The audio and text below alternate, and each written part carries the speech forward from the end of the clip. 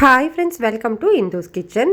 இன்றைக்கி நம்மளோட கிச்சனில் இட்லி தோசையோடு தொட்டு சாப்பிட்ற மாதிரி சட்னி செய்கிற மாதிரியான ஒரு 5 வகையான சட்னி ரெசிபீஸ் எப்படி செய்கிறதுன்னு பார்க்கலாம்.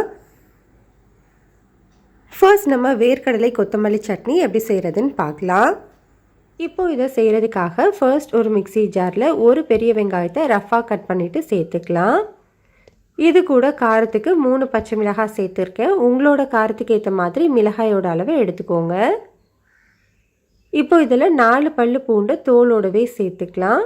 கூடவே ஒரு சின்ன துண்டு புளி சேர்த்துக்கோங்க. இந்த அளவு சேர்த்திங்கன்னா போதும். இப்போ இதில் அரை கைப்பிடி அளவு கொத்தமல்லி இலைகள் சேர்த்துக்கலாம். கூடவே மெஷரிங் கப்பில் அரை கப் அளவு வறுத்த வேர்க்கடலை சேர்த்துக்கலாம்.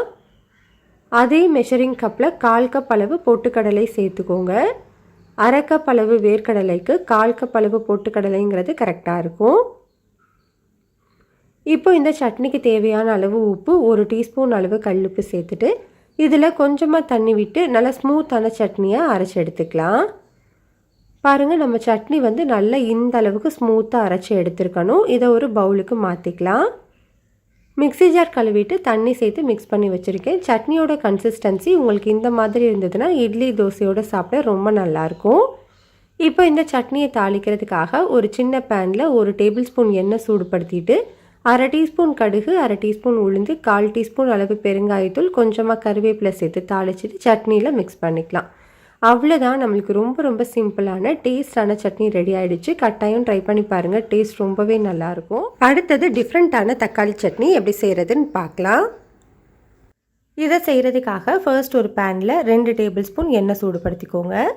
எண்ணெய் சூடானதுக்கப்புறமா 4 பச்சை மிளகாய் சேர்த்துருக்கேன். உங்களோட காரத்துக்கு ஏற்ற மாதிரி பச்சை மிளகாயோட அளவை எடுத்துக்கோங்க. இது கூடவே ஒரு 1/4 கைப்பிடி அளவு கொத்தமல்லி சேர்த்துட்டு ஒரு 2 நிமிஷத்துக்கு வதக்கிக்கலாம். பச்சை மிளகாயும் கொத்தமல்லியும் வதங்கினதுக்கப்புறமா இதை ஒரு பிளேட்டில் தனியாக எடுத்து வச்சுக்கோங்க. இப்போது அதே பேனில் இன்னும் 1 டேபிள் ஸ்பூன் அளவு எண்ணெய் சேர்த்துக்கலாம். இப்போ இது கூட 3 பெரிய சைஸ் தக்காளியை கொஞ்சம் பெரிய பீசஸாக கட் பண்ணிவிட்டு சேர்த்துருக்கேன். இது கூடவே இதுக்கு தேவையான அளவு உப்பு, ஒரு அரை டீஸ்பூன் அளவு கல்லுப்பு சேர்த்துட்டு இந்த தக்காளி நல்லா மசிகிற வரைக்கும் வதக்கி விட்டுக்கலாம். பாருங்கள், தக்காளி இந்த அளவுக்கு நல்லா மசிஞ்சு வெந்து வந்திருக்கணும். இந்த டைமில் நம்ம ஸ்டவ் ஆஃப் பண்ணிவிட்டு இதை நல்லா ஆற வச்சுக்கலாம். இப்போ இது நல்லா ஆறிடுச்சு. ஒரு மிக்ஸி ஜாரில் மாற்றி எடுத்து வச்சுருக்கேன். இது கூடவே நம்ம ஏற்கனவே வதக்கி வச்சுருந்த பச்சை மிளகாய் கொத்தமல்லியும் சேர்த்துட்டு தண்ணி எதுவும் சேர்க்காமல் நல்லா ஸ்மூத்தான சட்னியாக அரைச்சி எடுத்துக்கோங்க. பாருங்கள், சட்னி இந்த அளவுக்கு நல்லா ஸ்மூத்தாக அரைச்சிருக்கணும். இப்போது இதில் ஒரு மீடியம் சைஸ் பெரிய வெங்காயத்தை கொஞ்சம் பெரிய பீசஸாக கட் பண்ணிவிட்டு சேர்த்துக்கலாம். இப்போ இதை பல்ஸ் மோடில் 1லேருந்து 2 முறை மட்டும் சுற்றி எடுத்துக்கோங்க. நைஸாக அரைச்சிடக்கூடாது. பல்ஸ் மோடில் 1லேருந்து 2 முறை மட்டும் சுற்றி எடுத்துக்கலாம். பாருங்கள், இந்த மாதிரி இருக்கணும். வெங்காயம் அங்கங்கே தெரியணும். அப்போ தான் நம்ம சாப்பிடும்போது அந்த வெங்காயம் கடிப்படும் போது டேஸ்ட் ரொம்பவே நல்லாயிருக்கும். இந்த சட்னியை நம்ம தாளிக்கணுன்ற அவசியம் கிடையாது. உங்களுக்கு தாளிக்கணும்னு நினச்சிங்கன்னா 1 டேபிள் ஸ்பூன் எண்ணெய் சூடுபடுத்திட்டு அரை டீஸ்பூன் கடுகு, கூடவே கொஞ்சம் கருவேப்பிலை சேர்த்து தாளிச்சிக்கலாம். அவ்வளோதான், நம்மளுக்கு ரொம்ப சிம்பிளான டேஸ்டான சட்னி ரெடி ஆகிடுச்சு. கட்டாயம் ட்ரை பண்ணி பாருங்கள், ரொம்ப நல்லாயிருக்கும். அடுத்தது ரொம்பவே சிம்பிளான கார சட்னி எப்படி செய்கிறதுன்னு பார்க்கலாம். இப்போது இதை செய்கிறதுக்காக ஃபர்ஸ்ட் ஒரு மிக்ஸி ஜாரில் ஒரு பெரிய வெங்காயத்தை ரஃப்பாக கட் பண்ணி வச்சுருக்கேன். இது கூடவே ஒரு 5 பல்லு பூண்டு வச்சுருக்கேன். இது ரெண்டையுமே சேர்த்துக்கலாம். இப்போ இதில் ஒரு பெரிய சைஸ் தக்காளியை ரஃப்பாக கட் பண்ணிவிட்டு சேர்த்துக்கலாம். இது கூடவே காரத்துக்கு நான் ஒரு 10 வரமிளகாயை சுடு தண்ணியில் ஒரு 10 நிமிஷம் முன்னாடியே ஊற வச்சுருக்கேன். இப்படி நம்ம சுடு தண்ணியில் ஊற வச்சுட்டு அரைச்சோம் அப்படின்னா மிளகாய் நல்லா ஸ்மூத்தாக அரைப்பட்டு வரும். உங்களோட காரத்துக்கு ஏற்ற மாதிரி மிளகாயோட அளவை எடுத்துக்கோங்க. இப்போ இந்த தண்ணி எதுவுமே இல்லாமல் மிளகாயை மட்டும் சேர்த்துக்கலாம். இப்போ இந்த சட்னிக்கு தேவையான அளவு உப்பு, ஒரு 3/4 டீஸ்பூன் அளவு கல்லுப்பு சேர்த்துருக்கேன். இது கூடவே ஒரு சின்ன துண்டு புளி சேர்த்துக்கலாம். புளி அதிகமாக சேர்க்க வேண்டாம். நம்ம தக்காளி சேர்த்துருக்கிறதுனால இந்த அளவு சேர்த்திங்கன்னா போதும். இப்போ இதில் தண்ணி எதுவுமே சேர்க்காமல் வெங்காயம் தக்காளியில் இருக்கிற தண்ணியை வச்சு நல்லா ஸ்மூத்தான சட்னியாக அரைச்சி எடுத்துக்கோங்க. பாருங்கள், இந்த அளவுக்கு நல்லா ஸ்மூத்தாக இருக்கணும். இப்போ இதை ஒரு பவுலுக்கு மாற்றிக்கலாம். பவுலுக்கு மாற்றும் போது நீங்கள் மிக்ஸி ஜார் கழுவிட்டு தண்ணி எதுவுமே சேர்க்கக்கூடாது. நல்லா தொடச்சி மட்டும் எடுத்துக்கோங்க. இப்போ இந்த சட்னியை தாளிக்கிறதுக்காக ஒரு சின்ன பேனில் 2 டேபிள் ஸ்பூன் எண்ணெய் சூடுபடுத்திட்டு 1/2 டீஸ்பூன் கடுகு, 1/2 டீஸ்பூன் உளுந்து, கொஞ்சமாக கருவேப்பிலை சேர்த்து தாளித்து நல்லா மிக்ஸ் பண்ணிக்கலாம். பாருங்கள், சட்னி வந்து இந்த அளவுக்கு திக்கான கன்சிஸ்டன்சியில் இருக்கணும். எந்த நேரத்துலையுமே நம்ம தண்ணியே சேர்க்கக்கூடாது. அந்த வெங்காயம் தக்காளியில் இருக்கிற தண்ணியை வச்சே தான் அரைக்கணும். அவ்வளோதான், நம்மளுக்கு ரொம்ப ரொம்ப டேஸ்டான கார சட்னி ரெடி ஆகிடுச்சு. இட்லி தோசையோடலாம் ரொம்பவே நல்லாயிருக்கும். கண்டிப்பாக ட்ரை பண்ணி பாருங்கள். அடுத்தது குயிக்கான ஹெல்த்தியான கருவேப்பிலை சட்னி எப்படி செய்கிறதுன்னு பார்க்கலாம். இதை செய்கிறதுக்காக ஃபர்ஸ்ட் ஒரு பேனில் 2 டேபிள் ஸ்பூன் அளவு எண்ணெய் சேர்த்துக்கோங்க. எண்ணெய் நல்லா சூடானதுக்கப்புறமா இதில் 1 டேபிள் ஸ்பூன் அளவு உளுந்தம்பருப்பு, 1 டேபிள் ஸ்பூன் அளவு கடலைப்பருப்பு சேர்த்துக்கலாம். இது ரெண்டுமே நல்லா பொன்னிறமாக வர வரைக்கும் வறுத்து எடுத்துக்கோங்க. ரெண்டுமே நல்லா வறுபட்டதுக்கு அப்புறமா இதில் 2 பெரிய வெங்காயத்தை ரஃபாக கட் பண்ணி எடுத்து வச்சுருக்கேன், அதை சேர்த்துக்கலாம்.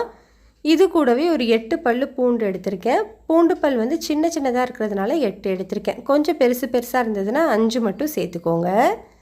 இப்போ இது எல்லாத்தையுமே ஒரு 2 நிமிஷத்துக்கு நல்லா வதக்கி விட்டுக்கலாம். வெங்காயம் இந்த அளவுக்கு நல்லா வதங்கி வந்ததுக்கு அப்புறமா ஒரு பெரிய சைஸ் தக்காளியை நீளமாக கட் பண்ணி வச்சுருக்கேன், அதை சேர்த்துக்கோங்க. தக்காளி சீக்கிரமாக வதங்கிறதுக்காக இந்த சட்னிக்கு தேவையான அளவு உப்பு, 1 டீஸ்பூன் அளவு கல்லுப்பு சேர்த்துட்டு இந்த தக்காளி நல்லா மசிகிற வரைக்கும் வதக்கி விட்டுக்கோங்க.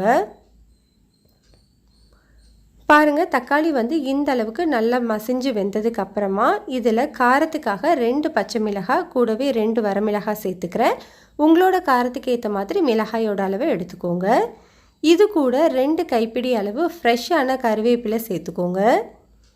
இப்போ இது கூடவே ஒரு சின்ன துண்டு புளி சேர்த்துக்கலாம். புளி வந்து அதிகமாக சேர்க்க வேண்டாம், இந்த அளவு சேர்த்திங்கனாலே போதும். இப்போ நம்ம ஸ்டவ்வை மீடியம் ஹீட்லேயே வச்சுட்டு இந்த கருவேப்பிலையை ஒரு 2-3 நிமிஷத்துக்கு நல்லா வதக்கிக்கோங்க. இந்த கருவேப்பிலையோட பச்சை வாசனை எல்லாமே போகிற வரைக்கும் நல்லா வதக்கி விட்டுக்கலாம். இப்போ பாருங்கள், நம்மளுக்கு கருவேப்பிலை நல்லாவே வதங்கி வந்திருக்கு. இந்த டைமில் நம்ம ஸ்டவ் ஆஃப் பண்ணிவிட்டு இதை நல்லா ஆற வச்சுக்கலாம். ஆறினதுக்கப்புறமா இதை ஒரு மிக்சி ஜாரில் சேர்த்துட்டு இதில் கொஞ்சமாக தண்ணி சேர்த்து நல்லா ஸ்மூத்தான கொஞ்சம் கெட்டியான சட்னியாக அரைச்சி எடுத்துக்கோங்க. பாருங்கள், இந்த மாதிரி இருக்கணும், நல்லா ஸ்மூத்தாக அரைப்பட்டிருக்கணும், கொஞ்சம் திக்கான சட்னியாக இருக்கணும். இதை அப்படியே ஒரு பவுலுக்கு மாற்றிக்கலாம். மிக்சி ஜார் கழுவிட்டு ஒரு 1/4 கப்பை விட குறைவான தண்ணி மட்டுமே சேர்த்து மிக்ஸ் பண்ணிக்கோங்க. சட்னியோட கன்சிஸ்டன்சி உங்களுக்கு இந்த மாதிரி இருந்தால் தான் டேஸ்ட் வந்து ரொம்ப நல்லாயிருக்கும். இப்போ இந்த சட்னியை தாளிக்கிறதுக்காக ஒரு சின்ன பேனில் 1 டேபிள் ஸ்பூன் எண்ணெய் சூடுபடுத்திட்டு அதில் 1/2 டீஸ்பூன் கடுகு, 1/2 டீஸ்பூன் அளவு உளுந்து, இது கூட ஒரு 8 சின்ன வெங்காயத்தை நீளமாக கட் பண்ணி வச்சுருக்கேன், அதை சேர்த்துக்கலாம். உங்கள்கிட்ட சின்ன வெங்காயம் இல்லை அப்படின்னா பாதி பெரிய வெங்காயத்தை பொடியாக கட் பண்ணிவிட்டு சேர்த்துக்கோங்க. இப்போ இது கூடவே கொஞ்சமாக கருவேப்பிலை, 1/4 டீஸ்பூன் அளவு பெருங்காயத்தூள் சேர்த்துட்டு இதை ஒரு 2 நிமிஷத்துக்கு மட்டும் வதக்கி விட்டுக்கலாம். வெங்காயம் இந்த அளவுக்கு வதங்கினதுக்கு அப்புறமா இந்த தாளிப்பை நம்ம சட்னியில் சேர்த்துடலாம். அவ்வளோதான், நம்மளுக்கு ரொம்ப ரொம்ப சிம்பிளான ரொம்பவே டேஸ்டான கருவேப்பிலை சட்னி வந்து ரெடி ஆகிடுச்சு. இந்த சட்னி இட்லி தோசையோடவும் ரொம்ப நல்லாயிருக்கும். வெரைட்டி ரைஸஸ் கூட சைட் டிஷ்ஷாக வச்சு சாப்பிட்றதுக்கும் ரொம்ப ரொம்ப சூப்பராக இருக்கும். கண்டிப்பாக ட்ரை பண்ணி பாருங்கள். அடுத்தது ரொம்பவே டேஸ்டான புதினா தக்காளி சட்னி எப்படி செய்கிறதுன்னு பார்க்கலாம். இந்த சட்னி செய்கிறதுக்கு ஃபர்ஸ்ட் ஒரு பேனில் 2 டேபிள் ஸ்பூன் அளவு எண்ணெய் சேர்த்து சூடுபடுத்திக்கலாம். எண்ணெய் சூடானதுக்கப்புறமா இதில் 2 டீஸ்பூன் அளவு கடலைப்பருப்பு சேர்த்துக்கோங்க. இப்போ இதை ஒரு 30 செகண்ட் மட்டும் வறுத்து விட்டுக்கலாம். இப்போ இதில் 2 பெரிய வெங்காயத்தை ரஃப்பாக கட் பண்ணிவிட்டு சேர்த்துக்கலாம். மெஷரிங் கப்பில் 1 கப் அளவு சேர்த்துக்கிறேன். இது கூடவே ஒரு சின்ன துண்டு இஞ்சி, 3 பல்லு பூண்டு சேர்த்துக்கலாம்.